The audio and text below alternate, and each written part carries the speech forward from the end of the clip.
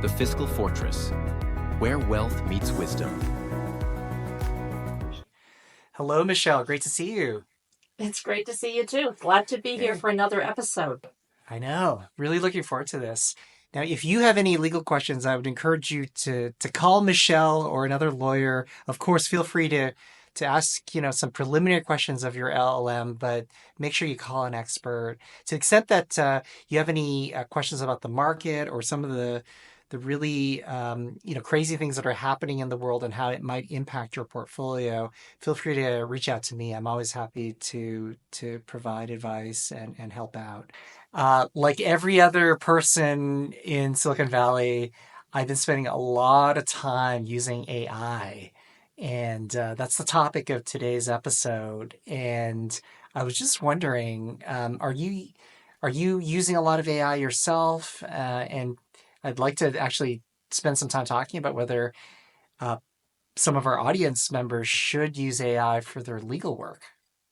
Yeah, I think the whole topic of AI has probably my clients excited, and I'm excited too, because if I can get more time back and spend time out of the office, that sounds wonderful.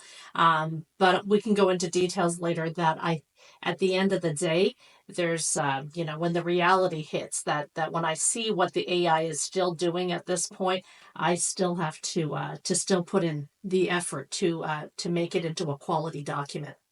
Yeah. I think there's like a lot of things that the AI can do really well.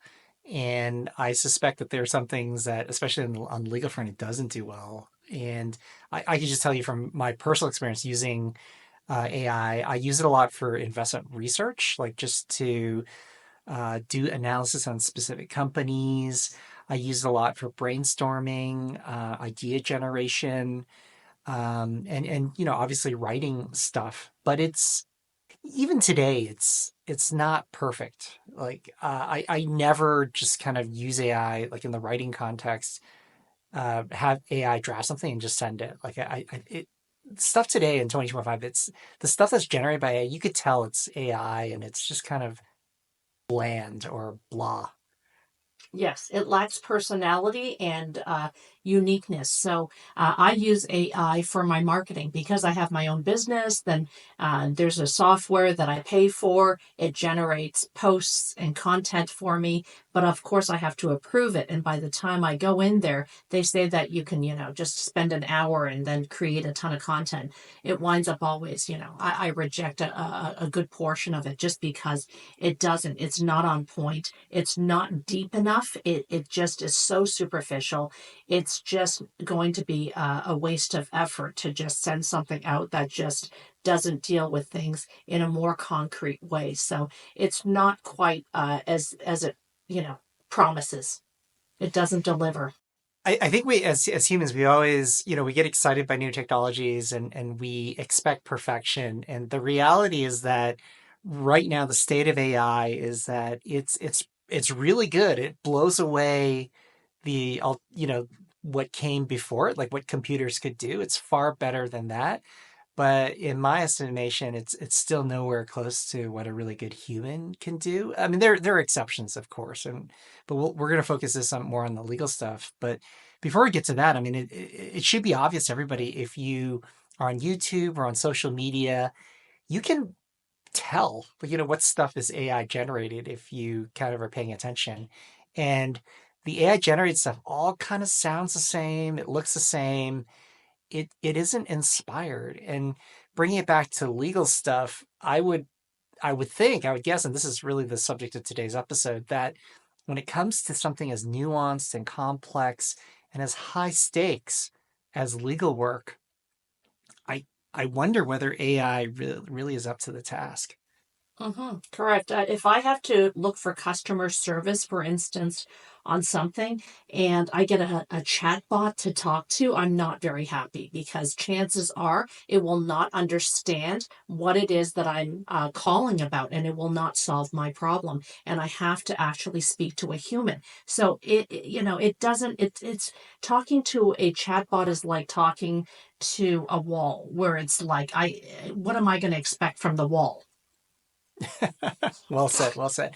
And to be frank, I mean, it'll get better, right? I mean, right now, pre-generative AI, the state of the art was like Alexa and Siri. And let's be honest, it was impressive. It was okay, but Hmm. it wasn't nowhere close to perfect. With the current, with generative AI, it's a lot better for sure.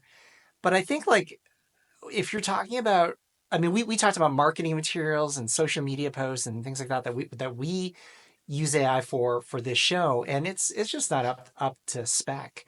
Hmm. And if you're doing something really really important, like if it's a bet the company matter and you need a good lawyer, or it's something involving your estate plan or a lot of money, I mean, what's your thought, Michelle, on how how close or how far away AI is to replacing professionals and experts?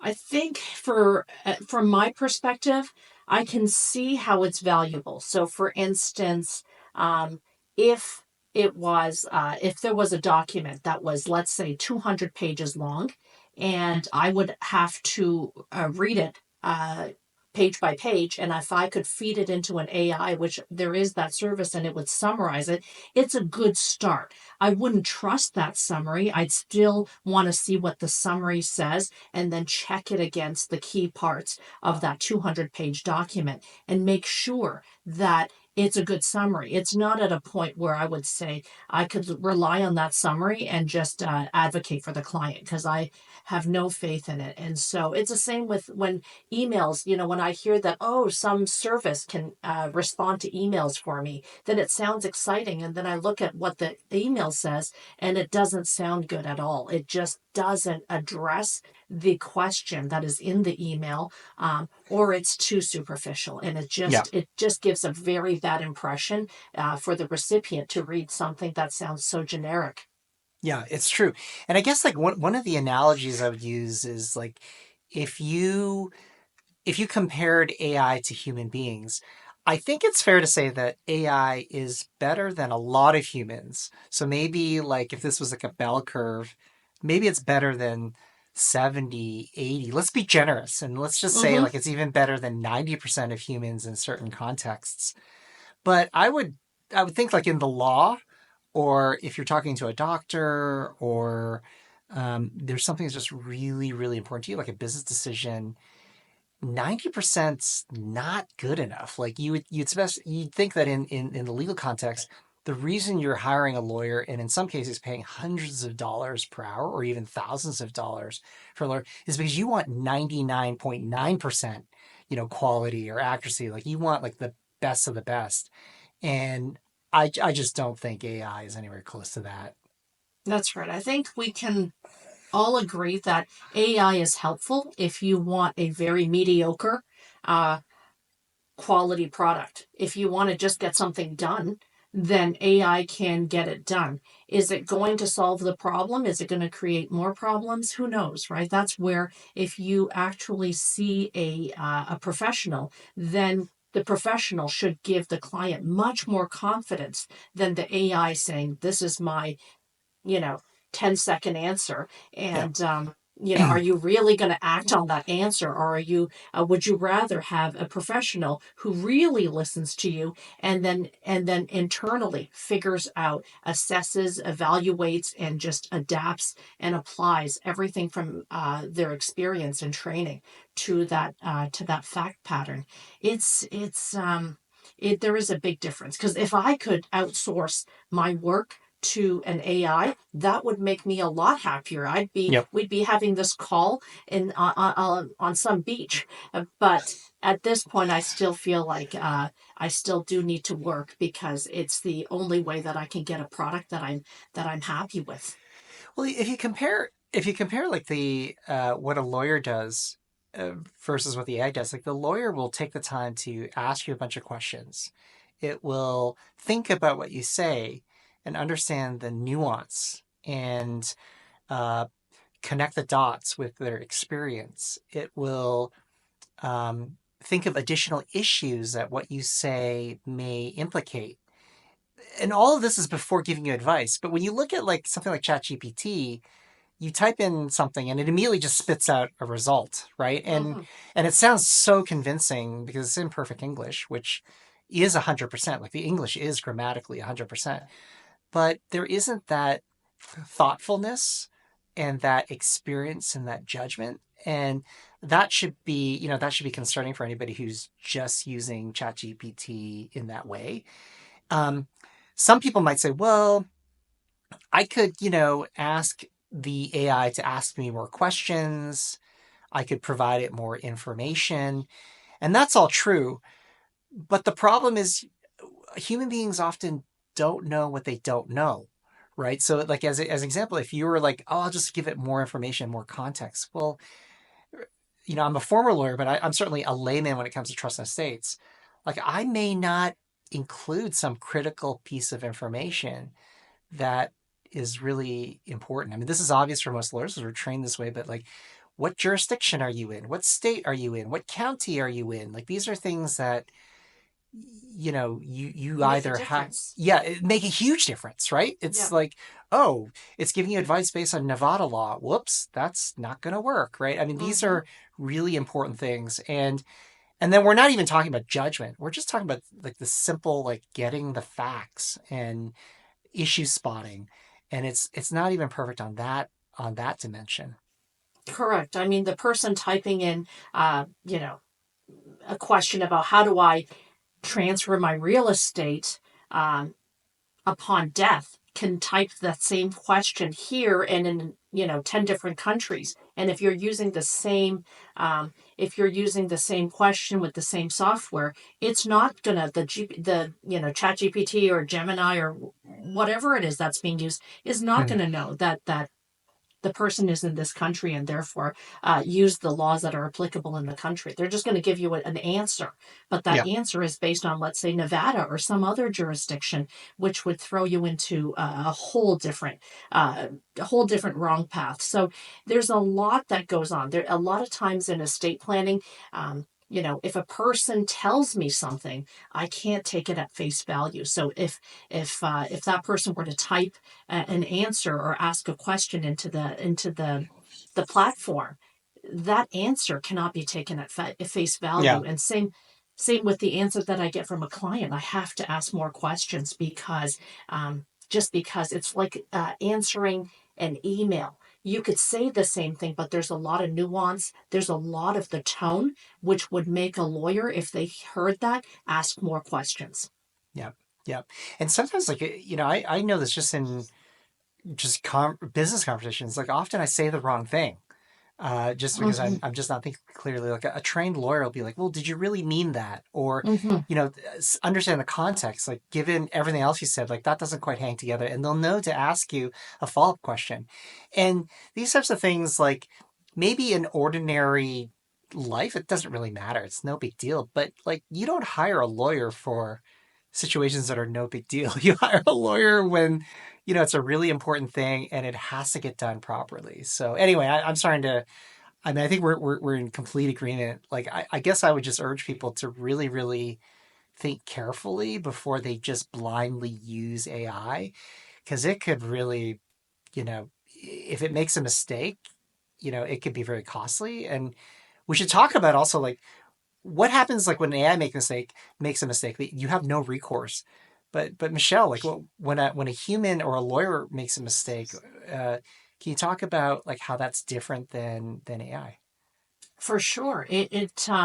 There's there's liability for by going to a lawyer and relying on what the lawyer tells the person, the client. That is part of why one goes to a lawyer, is they want that peace of mind, knowing that they have relied on a professional.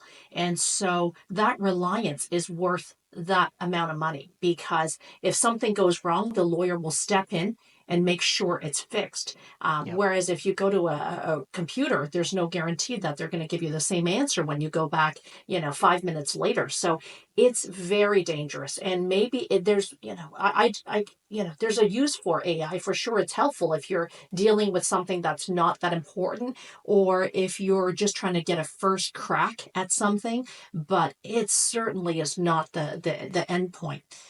Yeah. And we don't want to give people the impression that we're technophobes. I mean, maybe we could amplify on the things that AI is good at, because we're certainly not arguing that AI, has no place. It absolutely has a place, and it can be really helpful. Um, can you talk about some of those situations, Michelle? Sure. I mean, with AI drafting, let's say, a standard letter that doesn't go into details, it's very good because it takes away a task that I don't enjoy doing, right? It can just populate a letter based on the fields that I entered into in my software, and then a letter comes out. So it's great because I don't want to start from scratch.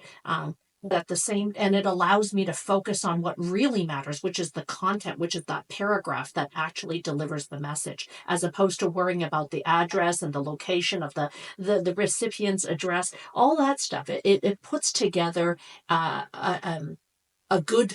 very good first draft, and so it allows the lawyer to focus on what matters. So that makes total sense, and that's happening throughout the industry. Is that AI is helping lawyers? What about from the perspective of the clients? Like a lot of people will want to use AI. Like in the perfect world, they would want to use AI and save the money on a lawyer. And we strongly advise against that if it's a really important matter. But what are some things that the client could use AI for if they have a trust and estate issue or any other legal issue?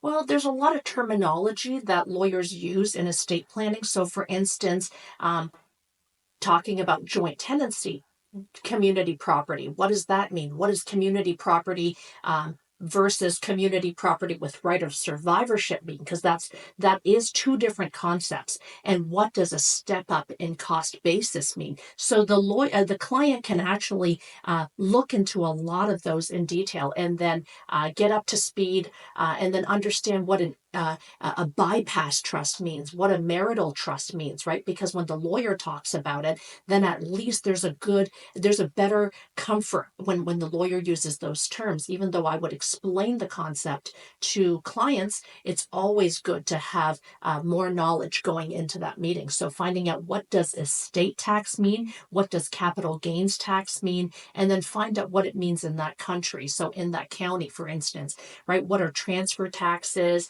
what is Proposition 19, that a lot of the property tax changes happened about a few years ago. So that's a great way to use an AI to explain those very basic concepts. But how to use those concepts, what strategy to use those concepts, that is certainly cannot be relied on AI. You need to hire the lawyer to apply that concept.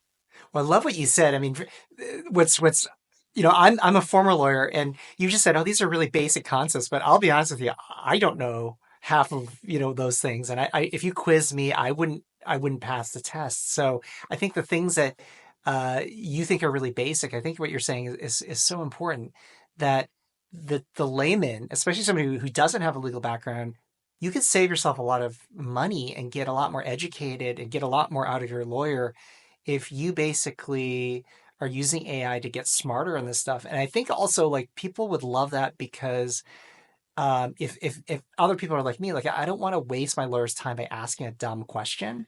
And I feel like, I guess I don't want to ask that question. And then, I might get charged a lot of money for that. But if what you can do with AI is just simply like write down your questions or prepare for the meeting and really take your time, because the AI is a flat rate, like you pay a monthly charge, and it'll never get upset at you for asking more and more questions and asking for elaboration. And so I think it's a really great way to use AI. You're right. It is stuff concepts that I come across every day, but you're right. Like the whole concept of community property and what happens when one spouse passes. I was having a conversation with a lawyer last week, and that lawyer doesn't practice in this area of estate planning, but I was helping her with her trust and estate. And she thought that, well, if something happens to one spouse, doesn't the other one automatically get Right. everything? And so even a lawyer will think that the surviving spouse gets everything in community property, but it's not automatic.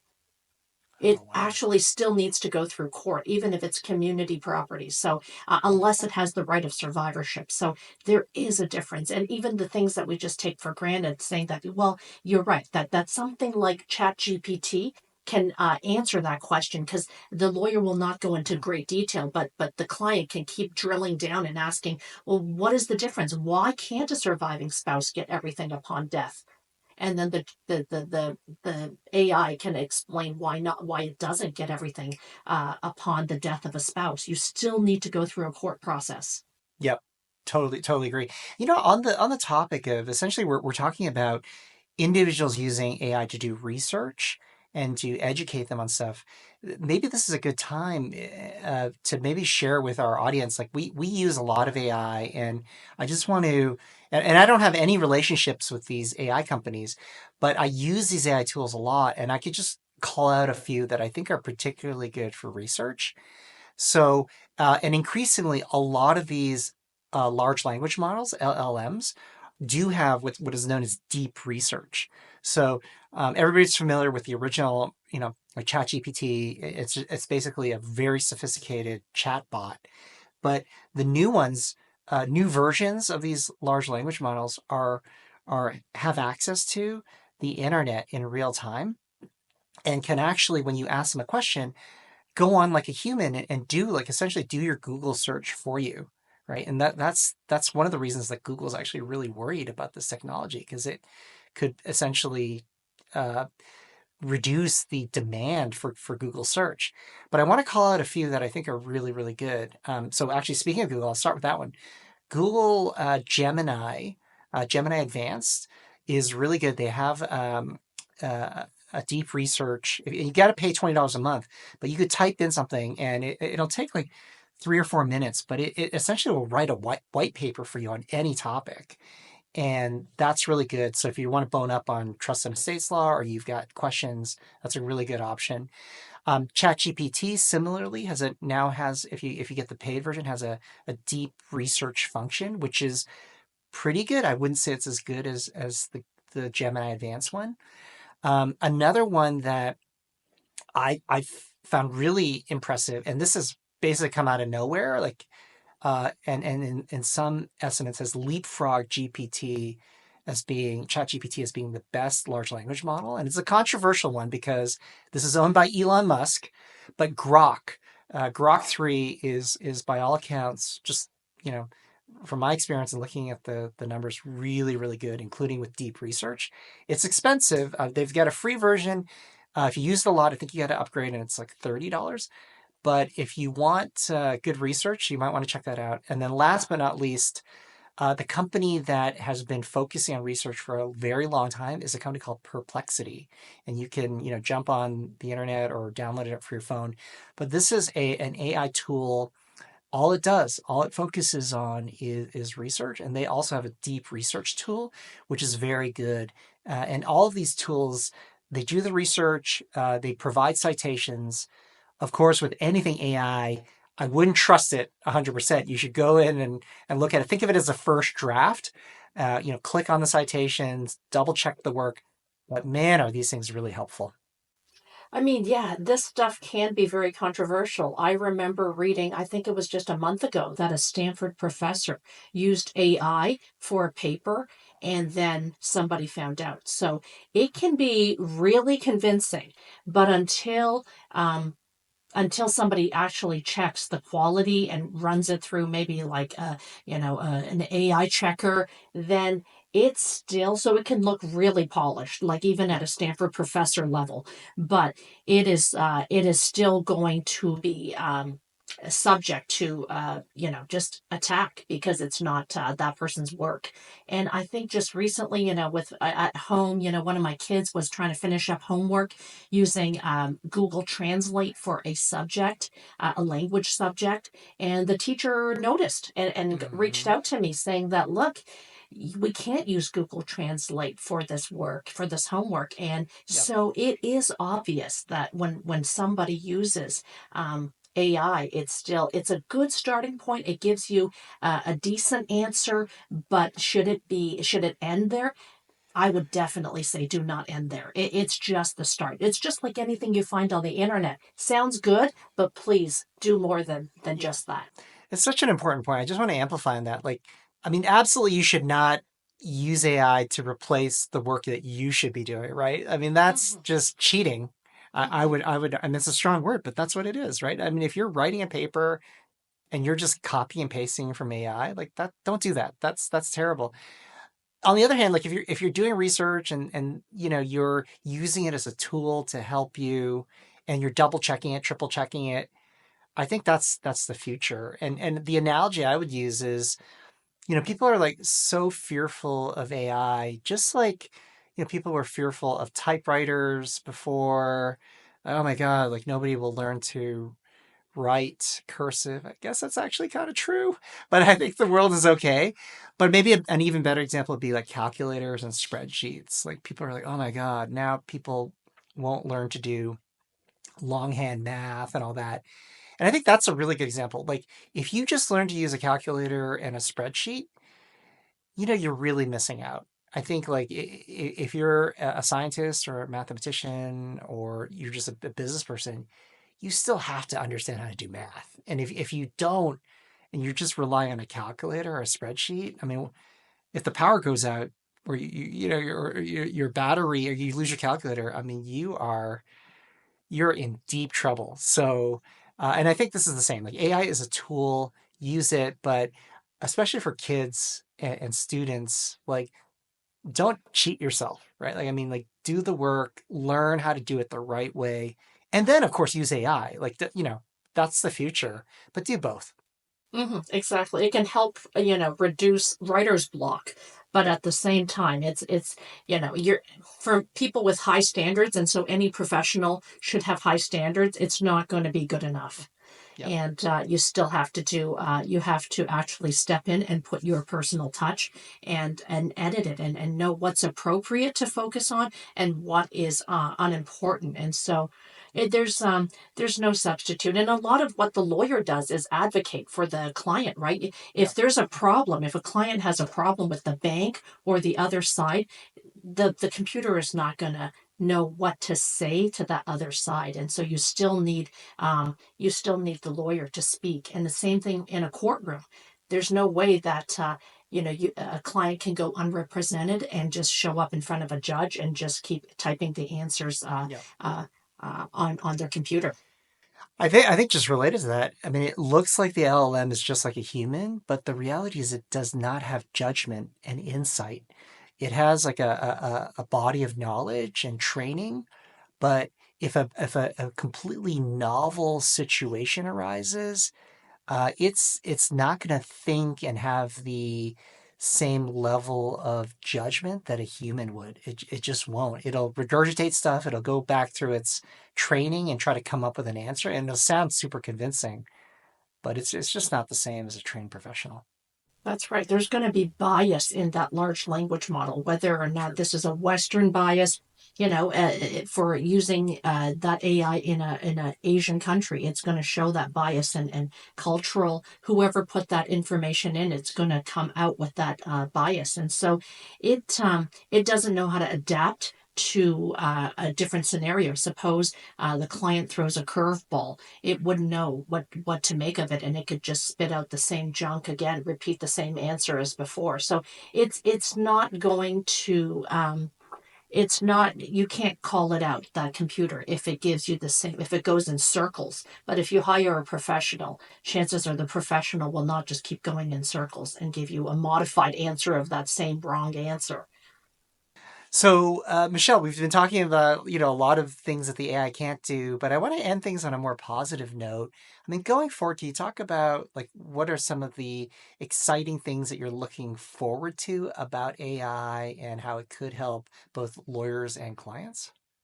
Yeah, I think it can it can save a lot of time with efficiency. The smarter it gets in terms of figuring out what the lawyer's voice is and getting smarter about the complexities and depths of estate planning and tax laws, then it can provide better value added output.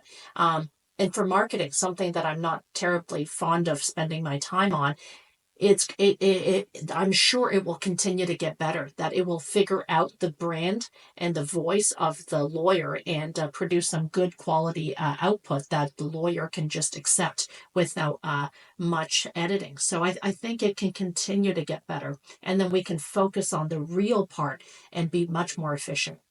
Yeah. And on that note, I think that's a great place to end this episode. It's been a real pleasure seeing you, Michelle, and we'll catch you on the next episode. Sounds good. Have a great week, everyone. The Fiscal Fortress, where wealth meets wisdom.